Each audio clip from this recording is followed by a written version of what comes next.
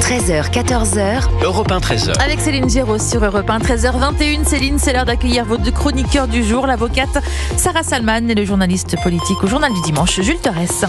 Bienvenue à bord les amis, ravi de vous retrouver. Bonjour madame. Céline, bonjour que vous êtes en toutes, forme. pardon. Voilà. On a beaucoup de sujets à décrypter avec vous et on va commencer par Grenoble et cette question. Est-ce que c'est en train de devenir le Chicago français ? Parce qu'il y a eu un nouveau règlement de compte hier soir, une guerre des gangs sur fond de trafic de drogue qui prend de l'ampleur. Un ado de 15 ans tué d'une balle dans la tête, non loin d'un point de deal. On va écouter Éric Henry, délégué national Alliance. Il était l'invité ce matin sur CNews. On est vraiment dans du Far West, excusez-moi, mais ça devient gravissime parce qu'au-delà de la cartélisation de la ville de Grenoble, qui est une ville historiquement gangrénée, avant c'était le milieu traditionnel du banditisme, mais là c'est le banditisme comme on le connaît, des cités, sans foi ni loi, qui rafale, excusez-moi l'expression, à la Kalachnikov, à tout va, pour le dieu argent, pour le pouvoir. Le trafic de stupéfiants qui gangrène Grenoble, qui malheureusement s'étend sur le territoire national, on est vraiment dans une situation où je vais vous dire, moi ce que je pense, c'est que les criminels prennent la République pour un paillasson sur lequel ils s'essuient les pieds. Et ça devient très inquiétant. Voilà, les criminels prennent la République pour un paillasson sur lequel ils s'essuient les pieds. Jules Torres, à Grenoble, rien ne va plus. Rien ne va plus. Moi, je pense que l'État doit intervenir parce qu'il y en a ras-le-bol de cette chronique de l'insécurité, cette chronique du trafic de drogue.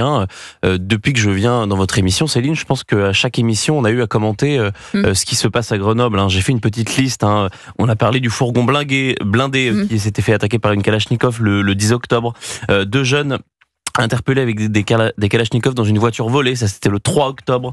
Un ado agressé à coups de ciseaux et de matraque le 25 septembre. Une fusillade qui fait 2 blessés le 15 septembre. Un jeune homme blessé à coups de couteau le 10 septembre. Et évidemment, le drame de cet agent municipal qui avait été tué, ça c'était le 8 septembre, Lilian Dejean.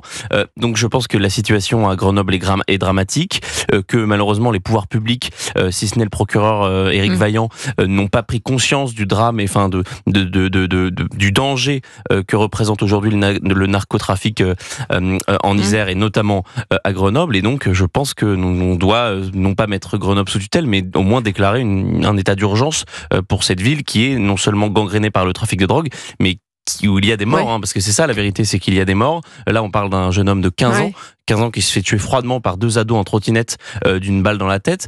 Moi, je me souviens, il y a quelques années, c'était à Avignon, c'était Éric Masson, un policier qui s'était fait tuer également par un jeune homme qui se baladait à trottinette.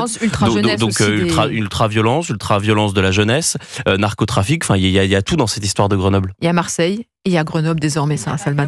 Il y a Grenoble et demain il y aura probablement d'autres villes. Il y aura peut-être Nantes, Rennes, Strasbourg, on parlait de Clermont-Ferrand tout à l'heure dans le journal aussi, où malheureusement il y a plus de villes qui sont épargnées. Je regardais sur CNews, je crois que c'est Gilles-William Golnadel qui disait, Éric Piolle expliquait il y a 11 mois que Grenoble était une ville sûre. Ce même Éric Piolle qui nous expliquait que c'était une balle perdue pour le drame dont vous parliez tout à l'heure pour la mort d'un agent municipal. Donc ce maire écolo qui nous explique que la priorité c'est l'écologie et que la sécurité finalement ce n'est pas son objectif numéro 1. S'il prenait conscience que les gens, ces administrés risquent leur vie, il y en a, on l'écoutait d'ailleurs à ce micro, une dame qui nous expliquait j'ai peur de sortir le soir. Je n'ose même plus aller au restaurant. En plein centre-ville, c'est même pas dans les quartiers sensibles. Vous avez des gens qui se confinent chez eux, qui se barricadent chez eux parce qu'ils n'ont plus la sécurité. Donc moi, je pense que M. Piolle ferait aussi bien de prendre en compte ce qui se passe, ce que disent les gens, plutôt que de mettre... Pour vous, c'est un enjeu municipal ou alors c'est un enjeu gouvernemental? Les deux, c'est-à-dire qu'Éric Piolle doit faire le nécessaire au nom de la police administrative et le gouvernement, l'État doit aussi assurer la sécurité, mais à l'échelle nationale, ça c'est une évidence. Mais pour l'instant, où est la sécurité aujourd'hui ? C'est une vraie question. Non, mais c'est en effet municipal. Le problème d'Éric Piolle, c'est qu'il refuse d'armer sa police municipale. Il refuse de mettre de la cybersécurité. Alors on peut dire il y a 118 caméras de surveillance seulement. C'est pas beaucoup pour une métropole de 157 000 habitants. Voilà. Oui, c'est anecdotique. Donc en effet, c'est anecdotique. C'est pas du tout à la hauteur des moyens par rapport au fléau que représente aujourd'hui le trafic de drogue à Grenoble. Et on parle pas de tuerie de masse, mais on parle de tuerie quand même. On parle de Marseille. Très souvent, on sait que c'est pas assez. On a parlé du grand plan de communication XXL pour le contrôle du trafic de drogue orchestré par Gérald Darmanin, mais c'était qu'un plan de communication. Le plan Marseille en grand d'Emmanuel Macron à Marseille, là on s'écarte un petit peu de Grenoble, mais c'est pareil, c'est que de la communication. Donc le problème, c'est que depuis des années, nos politiques font de la communication sur ce narcotrafic. On a un rapport du Sénat qui a été écrit par le sénateur Étienne Blanc, qui a été rejeté d'un revers de main par Éric Dupond-Moretti, le ministre du sentiment d'insécurité, l'année dernière, sous prétexte que les magistrats sortaient de leur devoir de réserve et n'avaient finalement pas le droit. Oui, il avait dit la même chose au procureur Besson à Marseille. Et de décrire finalement l'ampleur de ce trafic et d'ailleurs il y avait des réponses qui étaient très fortes après ce rapport, notamment la création d'une DEA à la française qui est, vous savez, cette agence fédérale des États-Unis qui n'est concentré que sur cette question-là du trafic de drogue, et ça marche dans beaucoup d'États. Ce rapport, il nous disait qu'il y a aujourd'hui une internationalisation du trafic, et que finalement ça ne se cantonne plus à des villes, c'est qu'on a des réseaux qui sont tissés depuis les ports, depuis les aéroports, et ça malheureusement aujourd'hui dans la classe politique personne ne semble vouloir y répondre. Et en effet, il y a le troisième sujet, le dernier, c'est l'ultraviolence des mineurs. Là, on reparle de ça. On a beaucoup parlé à Marseille du jeune homme de 14 ans qui a tué un chauffeur VTC froidement, un acte commandité depuis la prison par la DZ Mafia. Donc qui a démenti derrière. Donc voilà, il y a aussi cette question de la justice des mineurs. A priori, la personne qui a été tuée de 15 ans avait déjà été condamnée. Était connue des services de police. Condamnée pour usage de stupéfiants. Bon, il y a tout dans cette histoire.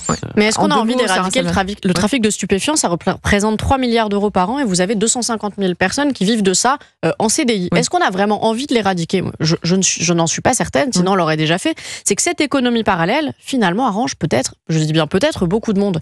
Concernant la justice pénale des mineurs, là, c'est complètement à la dérive. Je pense qu'on peut le dire. Ce qu'il faut, c'est sanctionner fermement dès le début. Et ce qu'on fait au contraire, c'est qu'on attend 10, 20, 30 mentions. Eh bien, ne soyons pas étonnés d'avoir ces résultats. 13h28, on reste ensemble et on continue à dérouler l'actualité. On va revenir sur cette affaire qui fait beaucoup réagir. Andy Kerbrat, le député insoumis de l'Euratlantique, interpellé en flagrant délit alors qu'il a acheté de la drogue. Il explique être à disposition, vouloir se soigner, mais doit-il démissionner? On en parle. Et pour réagir avec Céline Diros sur Europe 1, un seul numéro, vous composez le 01 80 20 39 21. Tout de suite sur Europe 1.